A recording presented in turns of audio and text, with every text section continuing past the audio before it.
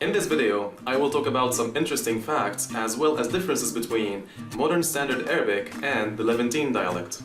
And I will also try to answer the question of whether of these two you should learn. Hello, this is Anas from Speak Real Arabic. Welcome back. MSA, or Modern Standard Arabic, is actually the language of 22 Arab states, or what's known as the Arab world. Being the language of Quran, the holy book of Muslims, the language has actually retained most of its features as well as distinct qualities for centuries. The language is mostly used for formal writing and formal speech in these countries, and it is the language of the academic institutions and the press. Nowadays though, local dialects like Levantine are the actual spoken dialects in these countries. People use these dialects on social media and in everyday life, and almost never use the MSA language.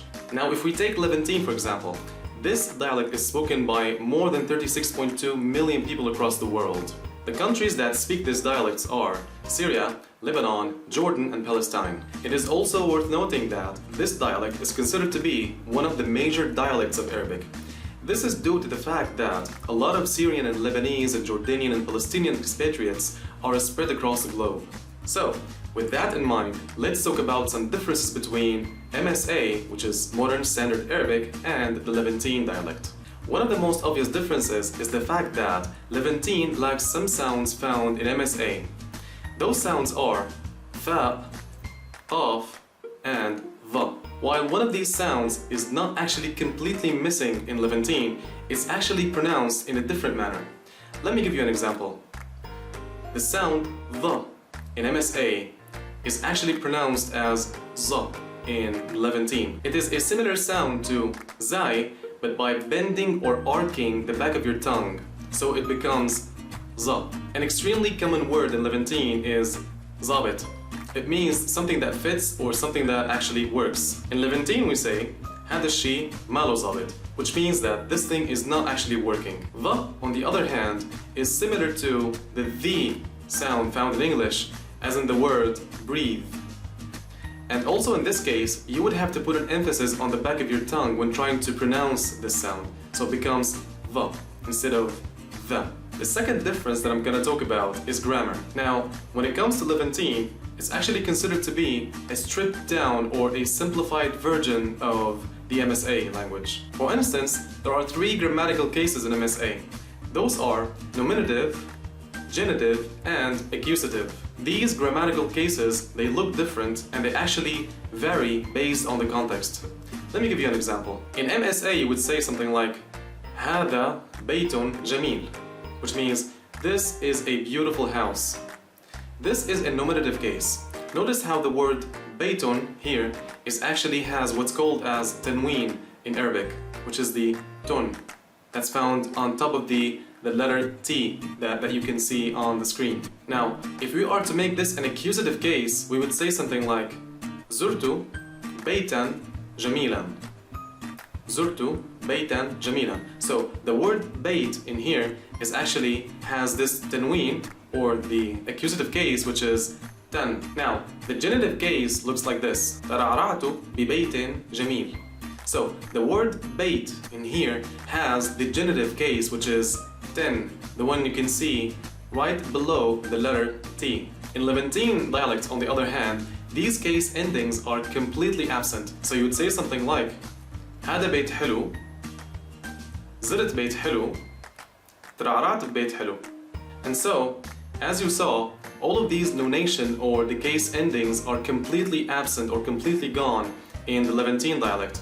So this is one of the many reasons why Levantine is considered to be a stripped down version of MSA language from a grammatical perspective. One another difference is actually the lack of dual number in pronouns, adjectives, and in some cases in nouns themselves. Here's an example from MSA. هما شخصان طيبان. They are 2 good people. The pronoun here in this example, هما, has actually the dual number suffix attached to it right in the end of it. The word شخصان also has a dual number suffix attached to it, as in the case with طيبان, which is the adjective in this sentence. Now, if you are to say this sentence in Levantine, you would say something like this. هدول شخصين طيبين.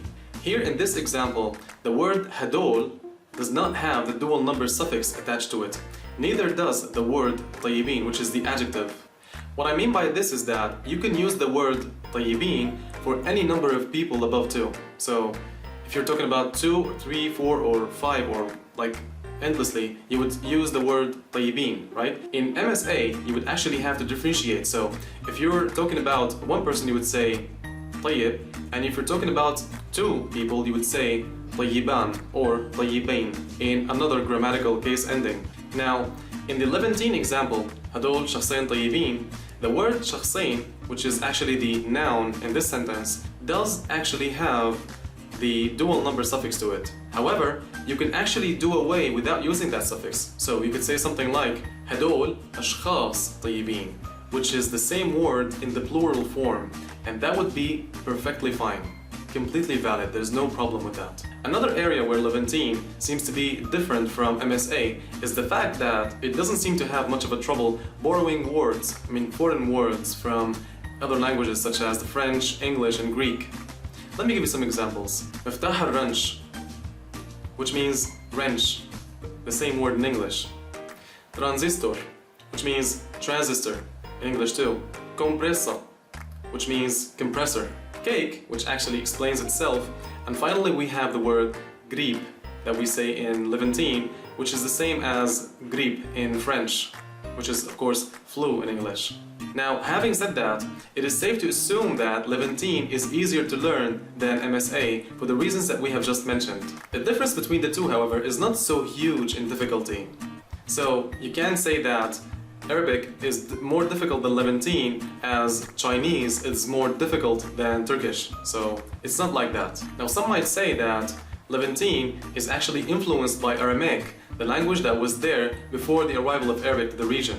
Now, this is actually true, but even still, the influence of Arabic on the Levantine has been so huge that these two are very, very close to each other nowadays. And when I say close, I mean they're close in terms of structure, grammar, and in vocabulary. Now, the golden question. The question that most people ask.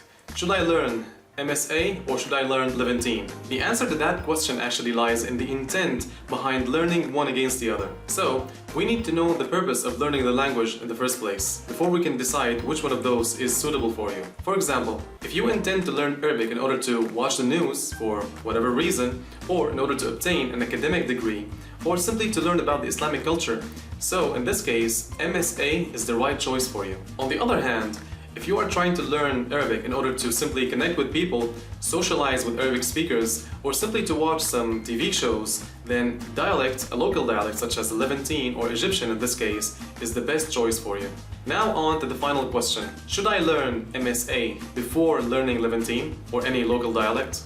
To be honest, this is a point of contention between linguists on both sides. While some of them actually sees that it is quite essential for you to learn MSA, especially its grammar, before learning any other local dialect, some other linguists argue that it's not quite really that much necessary. In my opinion, if you would like to learn Arabic the traditional way, then okay, learning the MSA before sounds like quite a good idea. On the other hand, if you would like to learn a local dialect without bothering with Arabic altogether, then you can actually skip MSA and go with some unconventional means such as podcasts and TV shows. I'm barging in. I know this is MS Videos, but I want to say a few things very, very important. Many people actually they are attending our courses, speaking Arabic, and they're asking why don't people say about this stuff? Why they are not saying that spoken Arabic is really different than MSA. They learned in the universities or institutes for so many months or years about how to speak in MSA, and they are visiting Jordan or Syria or Lebanon or any country, and they are starting to speak in Arabic in MSA, and to their surprise nobody really speaks this language. And the ugly truth, they are spending more time learning dialects in the country itself, and it's really bothering them. That's why we are insisting on teaching people how to speak in the dialects that people really use in the streets. It's very, very important. And that's why I put myself in this video to help you really and to share these stories for many students in our channel. The most frequent comments that we are getting over and over that there is no material on the market in spoken Arabic. That's not enough. Please make more videos, more audios, more files in spoken Arabic. That's why we are creating the membership on Speaker Arabic to help you guys learn the spoken Arabic. I hope you really enjoy it and get the best out of it. Firas, the son of the lion, thank you so much for barging in. So, that's the end of this video. I really hope you enjoyed that. If you did, a thumbs up would be massively helpful. Thank you so much for your time and see you in the next one.